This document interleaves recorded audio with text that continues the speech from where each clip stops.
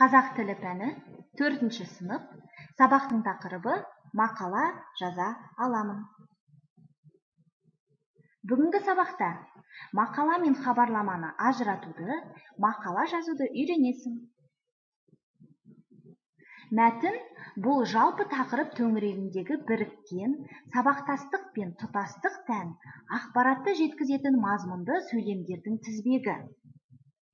Кейбір мәтіндерде қандай да бір оқиға хабарланып тұрса, кейбірінде автор өзі туралы баяндайды. Қай мәтінде болатын оқиға хабарланып тұр? Қайсысында автор өзі туралы баяндайды? Ойланып көр.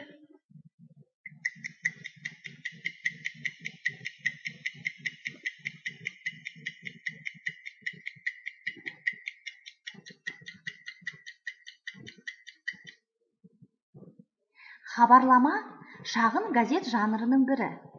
Хабарламада сан есім мен жалқы есімдердің алатын орны ерекше. Мұндай жанрда ақпараттың қайда, қашан болғаны бір немесе үш сөйлеммен берілу қажет. Мысалы, бүгін 20 қазан күні біздің мектептің мәжіліс залында Абай өлеңдерін мәнерлеп оқудан жарыс өтеді. Мақала жазуда қашан, қайда, кіммен, қалай өтті деген сұрақтарды басшылыққа алу керек. Мысалы, мен осы неге мектепке кешіге беремін? Енді кешікпеймін деп уәде берсем де кешігемін. Не істеуім керек? Бүгін жаңбырдан кейін қаптап кеткен жауын құртты тамашалаймын деп мұғалімнен кезекті ескерту алдым. Кеше балалармен футбол ойнап кешіктім. Мен әдейі істемеймін ғой. Шындығында менің сабаққа кешіккім келмейді.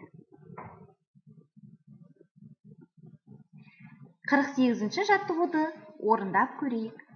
Көп нүктенің орнына хабарлама шығатындай мәліметтермен толықтырып жазып көр.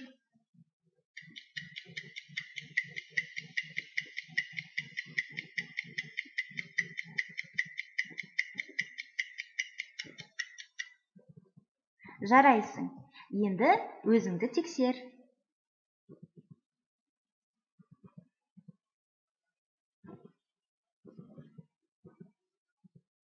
Бір тақырыпқа жазылған хабарлама мен ақпараттық мақаланың айырмашылығын қарастырайық. Хабарландыруда алдыңғы болатын іс-шара туралы қысқаша мәлімет болады. Ал ақпараттық мақалада сол іс-шараның қандай дәрежеде өткенін, оның қалай безендіріліп, оған белсене қатысқандар туралы сөз болады. Өзіңді Қабырға газетінің редколлегия мүшесі ретінде ұсынылған материалдан мақала жазып көр.